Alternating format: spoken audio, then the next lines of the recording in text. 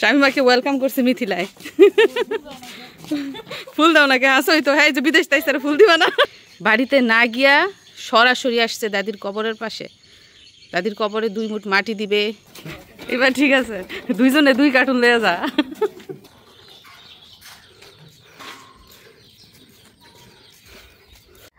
আসসালামু আলাইকুম।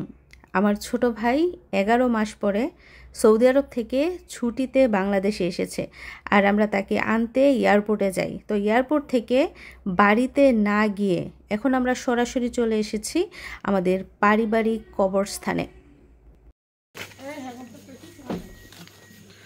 তো আমরা এই যে বাসায় পৌঁছে গেছি, কিন্তু বাসায় আসি নাই। আমরা এয়ারপোর্ট থেকে কিন্তু বাসায় আসি নাই। বাসায় না এসে সরাসরি দেখেন কোথায় আসছি। এই যে এটা হচ্ছে মসজিদ, আমাদের সমাজের মসজিদ, এবং মসজিদের পিছনে হচ্ছে আমার দাদির কবর। 3 মাস হয়েছে আমার দাদি মারা গেছে। আমার ভাই বিদেশ যাওয়ার আগে দেখা গেছে দাদি জীবিত, আর আমার ভাই বিদেশ যাওয়ার সময় দাদি বইলা গেছে যে তুই আইসা যদি দেখোস আমি মারা গেছি, তাইলে আল্লাহর নাম নিয়ে 2 মুঠ মাটি আমার বুকের মধ্যে দিস।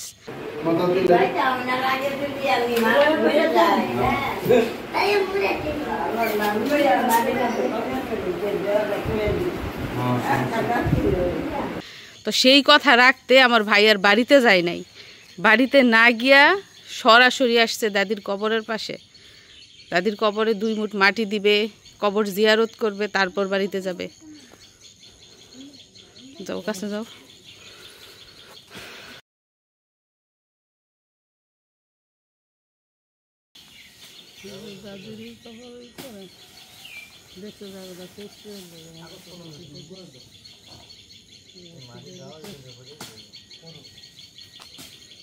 যাও হুশিয়ারির কাছে যাও।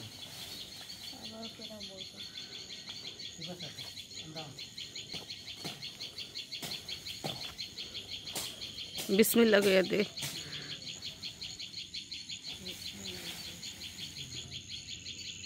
দাদির খুব আদরের নাতি, মাথায় হাত দিয়া বইলা গেছিল, দাদা আমার যদি তুই না দেহস তাহলে আমার বুহের মাঝে 2 মুঠ মাটি দিস। ভাগ্য নাই দাদিরে দেখার।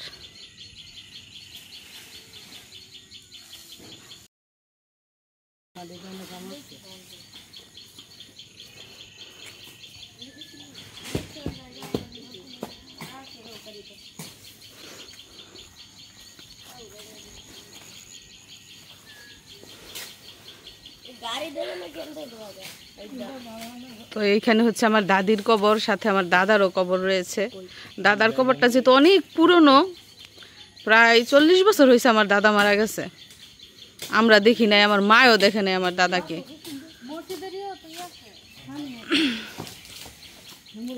তো দাদার কবরটা এখানে রয়েছে, এগুলো সব মেরামত করতে হবে।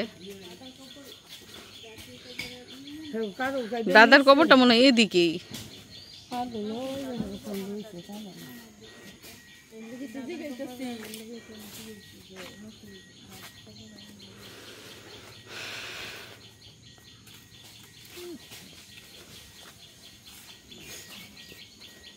তো যাই হোক, নাতির হাতের মাটি পেয়ে আমার দাদির আত্মাটা হয়তো বা শান্তি পেয়েছে।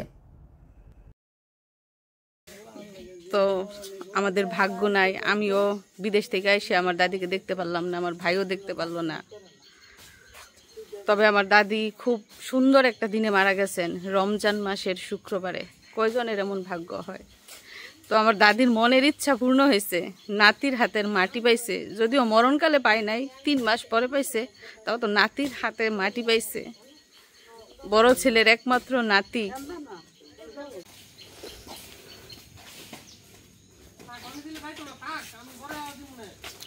তো মিথিলার বোন অসুস্থ হয়ে গেছে, বমি করছে আসার সময় গাড়িতে, বমি করে অসুস্থ।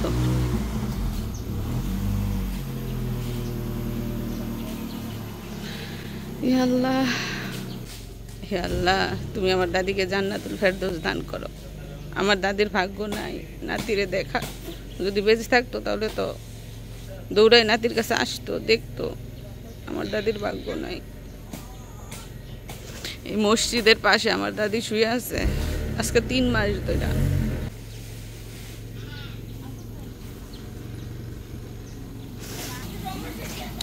তো আমরা আবারও গাড়িতে উঠে যাচ্ছি। আমাদের বাড়ি হচ্ছে পিছনে, ওই দিক দিয়ে ঘুরে যেতে হবে, জিনিসপত্র নিয়ে দিক দিয়ে যাওয়া যাবে না। সিট চেঞ্জ করেছে দেখেন, স্বামী মাই তার ভাইয়ের কাছে গেছে গা। সিট চেঞ্জ করে স্বামী মাই ভাইয়ের কাছে গেছে গা, আর মিশারি তার মার কাছে চলে আসছে।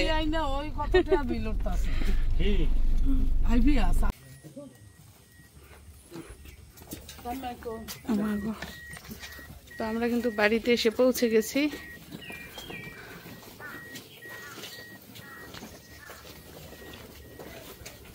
কে ব্যাগ লয়ে যায়?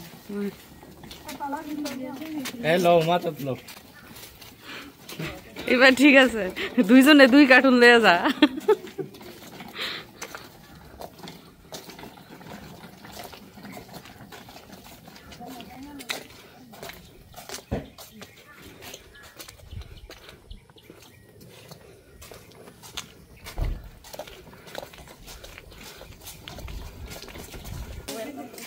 স্বামী মাই বলে বিদেশ থেকে আসতেছে,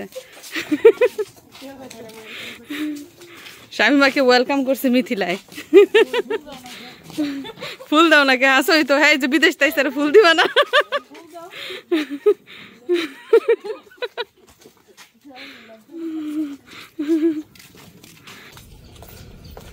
তো আমরা বাড়ির কাছাকাছি পৌঁছে গেছি। আর গাড়ি এই রাস্তা দিয়ে আসে না, পিছনে একটা ঢালু রাস্তা আছে, মোড় বাঁকা, এই জন্য গাড়ি আসতে পারে না। তো এতটুকু কিন্তু আমাদের হেঁটেই আসতে হয়।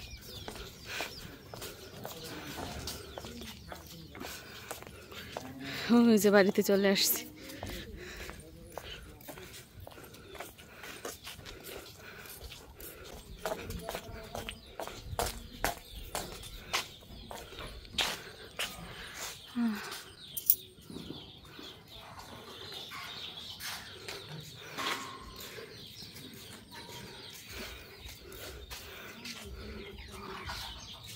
আইসে আমার ভাই বাড়িঘর দেখতেছে।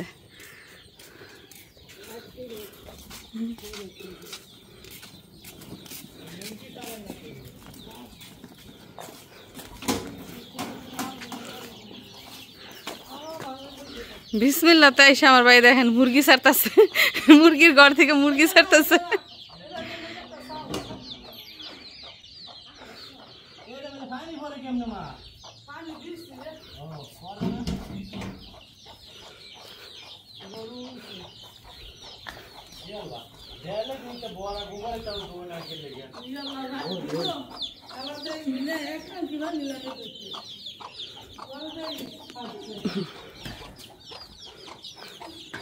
সুজনের কার্টুন দেখেন ঘরের ভিতর যাইতেছে। কি ব্যাপার?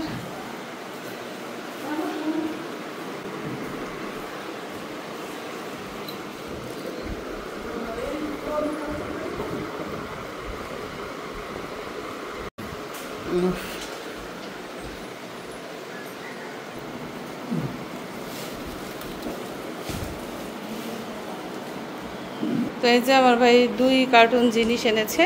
এখানে নাকি টোটাল 49 কেজি জিনিস, 49 কিলো। যাই হোক, আমার ভাই কিন্তু এখনও রুমে এসে পৌঁছায় নাই।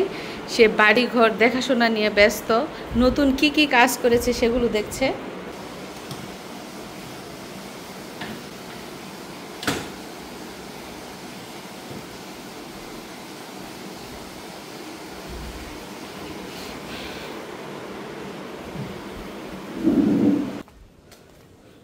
এখনো ঘরও ঢোকা নাই, কত কিছু দেখতেছে। কোন দিক দিয়ে অপূর্ণতা রয়েছে? এই যে নিচতলা রং করার বাকি আছে, আস্তে আস্তে। সামনের ঘরটা বৃষ্টির জন্য ভাঙতে পারে নাই এটা, তবে 2-1 দিনের ভিতরেই আর কি ভাঙা হয়ে যাব। এই যে তুই জাম গাছগুলো লাগাই রেখে গেছিলি, দেখছ বড় হয়ে গেছে। হ্যাঁ, এগুলা পরিষ্কার করবো, এগুলা সব পরিষ্কার করে ক্লিন করবো।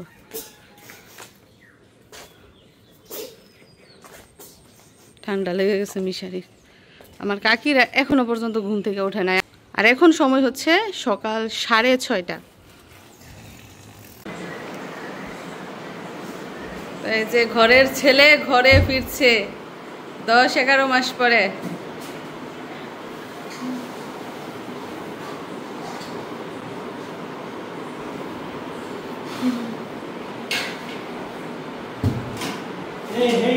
বাইরে এটা কয়দিন হয়েছে জানালা লাগাইছিলেন যে আমদানি লাভ হয়ে গেছে জানালা লাগাইছে এদিকে আমদা হয়েছে আমদা লাভ হয়ে গেছে। আরে এটা বানাইছে কি লিখতে মোটা নাই কে দেখে আয়শা বাড়ি ঘরের দেখশন করতেছে।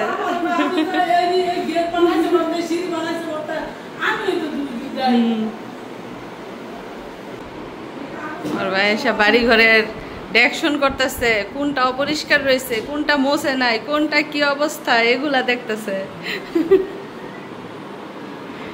যাই হোক, সহি সালামতে সৌদি আরব থেকে বাংলাদেশ এবং বাংলাদেশের এয়ারপোর্ট থেকে বাসায় এসে পৌঁছেছে।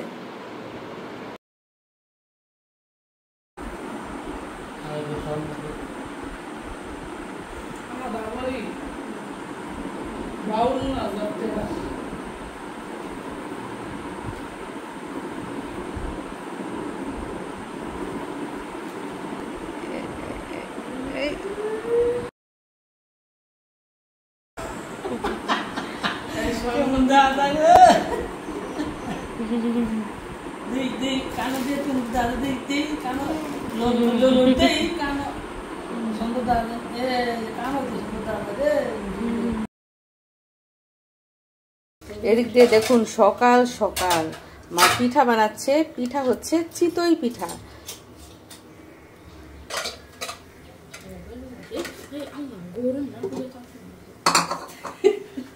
আর এদিক দিয়ে দেখুন কি রান্না করেছে, এই যে গরুর মাংস।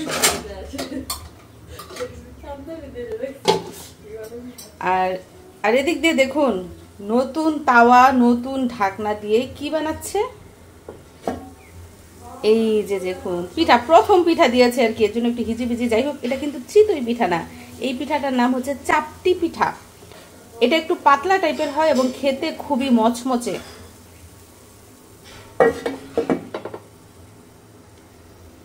আর এই পাশ দিয়ে কিন্তু ভর্তাও বানানো হয়েছে, 2 রকমের ভর্তা। এটা হচ্ছে সরিষার ভর্তা আর এটা হচ্ছে চাপা শুটকির ভর্তা। যাই হোক, সবাই কিন্তু আমরা ঘুম থেকে উঠে গেছি আজকে সকাল সকালই। আর সময় হচ্ছে এখন সকাল 7:45। আর বুঝতেই পারছেন সকাল 9টার আগেই কিন্তু আমাদের নাস্তা করা হয়ে যায়। এই যে দেখুন এরই মধ্যে কিন্তু 2টা পিঠা হয়ে গেছে এবং পিঠার সাইজ দেখেন আপনারা, একদম পাতলা ঠেনঠেনা এবং মচমচা। এই যে এই পাশটার কারণে পিঠাটা মচমচা থাকে এবং এটা খেতেও কিন্তু খুবই মজা। চলুন তো দেখি পিঠা হয়েছে কিনা।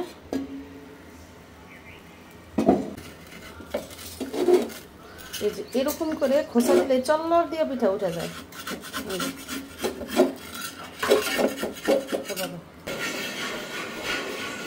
এর মধ্যে সকালের নাস্তার কিন্তু ব্যবস্থা করা হচ্ছে।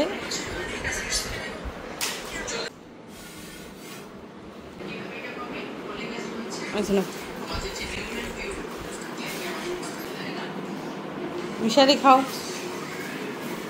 তো এই যে গরুর মাংস আর 2 রকমের ভর্তা দিয়ে খাওয়া হবে এই যে এই পিঠাটা, এটার নাম হচ্ছে চাপটি পিঠা। মিশারির আব্বু কিন্তু চিতই পিঠা থেকে এই পিঠাটা বেশি পছন্দ করে, কারণ এটা মচমচা থাকে। আর চিতই পিঠার মাঝখানে কিন্তু একটু কিরকম যেন ফুলা ফুলা থাকে। তো বাসায় চলে যাব, ওই জন্য তাড়াহুড়া করছি, নাস্তা খেয়েই চলে যাব। বাড়িতে অনেক কাজ, 3 রকমের মিস্ত্রি আসবে, ইলেকট্রিশিয়ান আসবে, তারপরে সিসি ক্যামেরার লোক আসবে, আবার আরেকটা জিনিস আনতে বাজারে যাবে।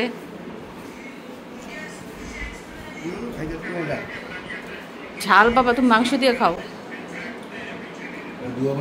মিশারির স্কুল বন্ধ আগামী 3 দিন, একটু আরামে থাকবে মিশারি আগামী 3 দিন। কি গো চুপচাপ, ঝাল মজা নাকি? কেন না? কি বুঝতারো না? সকাল সকাল কত কষ্ট করে বানাইছে আমার মায়ে, সেই ভোরে উঠছে, উঠে এগুলা চাল টাল ভিজাইয়া ঘুরি টুরি ভিজাই তারপরে এগুলা রান্না করে রেডি করছে। শাশুড়িরা মেয়ের জামাইয়ের জন্য কত কিছু করে, কি খাওয়াবে, কি করবে, কিভাবে কি করবে, কত টেনশন তাদের। বুদ্ধিমান মিশারি দেখেন, ওর মামায় ওর বাসা থেকে কম্বল নিয়ে আসছে, আর সেই কম্বল পাইয়া এখন মিশারি বাসায় চলে যাইতে চাইতেছে। এসির নিচে বলে কম্বল নিয়ে শুইব, কত দিন ধরে এটা পায় না, খালি মিস করে। আর ওর মামারে ফোন দিয়ে বলছে, মামা আমার কম্বলটা কিন্তু তুমি আনতে ভুইলো না। এখন কম্বল পাইছে, এখনো বাসায় চলে যাব। এখানে তো ঠান্ডা, এই যে জানালা আছে দুইটা, যেই ঠান্ডা বাতাস আসে। হ্যাঁ, এসির হাওয়া ভালো না, অসুখ হয়। আর আমরা যেদিন বিদেশ থেকে আসি সেদিন এই ফুলগুলো দিয়ে আমাদের এয়ারপোর্টে বরণ করা হয়।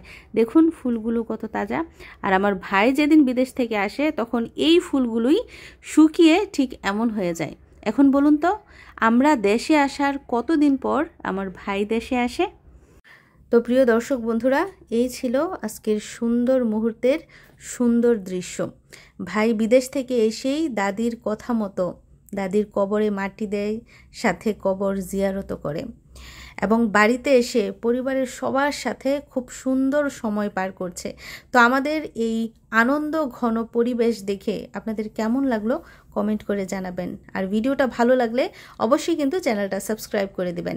সবাইকে ধন্যবাদ জানিয়ে বিদায় নিচ্ছি। আল্লাহ হাফিজ।